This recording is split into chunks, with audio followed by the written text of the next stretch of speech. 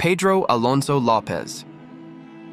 A name whispered in horror across South America. A man accused of killing hundreds of young girls, earning the grim title, the Monster of the Andes.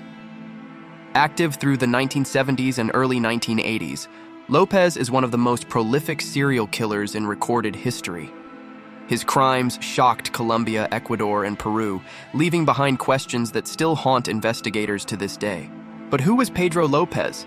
How did a child born into poverty and abuse grow into a man capable of such staggering cruelty? And why does his story remain one of the most terrifying in true crime history?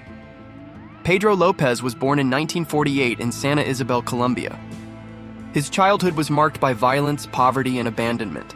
His father was killed before he was born, and his mother was a sex worker who struggled to raise her children. From an early age, López experienced abuse. At 8 years old, he was caught stealing and thrown out of the house. Alone on the streets of Bogotá, he was vulnerable, hungry, and desperate. There, he fell victim to predators who kidnapped and assaulted him. This cycle of abuse, rejection, and trauma shaped the young boy into someone filled with anger and mistrust. By adolescence, López had already begun down a path of crime and violence. As a teenager, López was imprisoned for theft. Behind bars, he was brutally assaulted by other inmates. In later confessions, López claimed he killed 3 of them in retaliation. Whether this account is true or not, it marked the beginning of his self-proclaimed taste for violence. When he was released, López left Colombia and began wandering across South America. He drifted from country to country, surviving on theft and increasingly turning his attention to young girls. By the mid-1970s, López's crimes escalated into something unthinkable. He began abducting and murdering children. López later confessed to killing girls as young as 8 or 9 years old, often luring them away from markets or bus stations. He claimed to have murdered hundreds, sometimes 3 victims a week.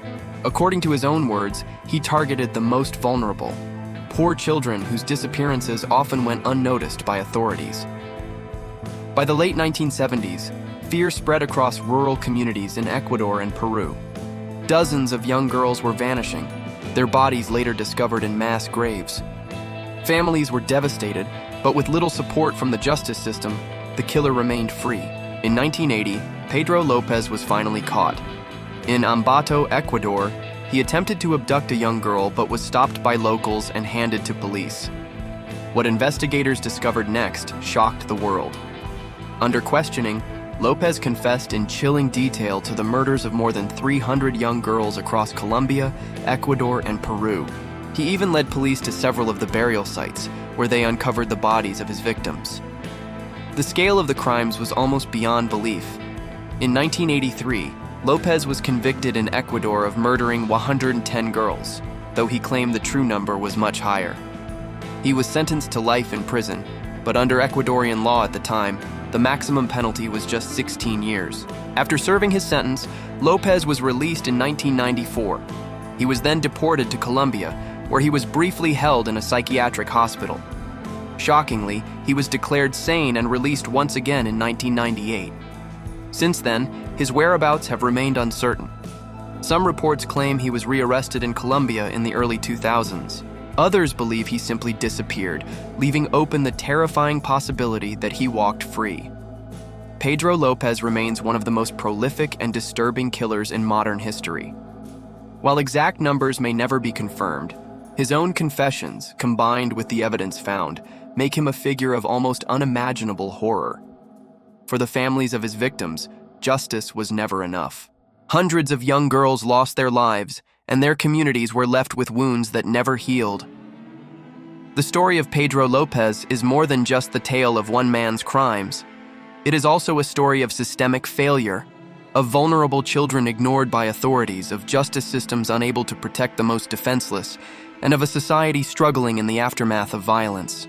This is the story of Pedro López, the Monster of the Andes, a man who claimed to have killed hundreds, leaving behind a legacy of pain and unanswered questions. If you found this deep dive insightful, subscribe for more true crime documentaries. And remember, behind every headline, there are real children, families, and communities who deserve to be remembered.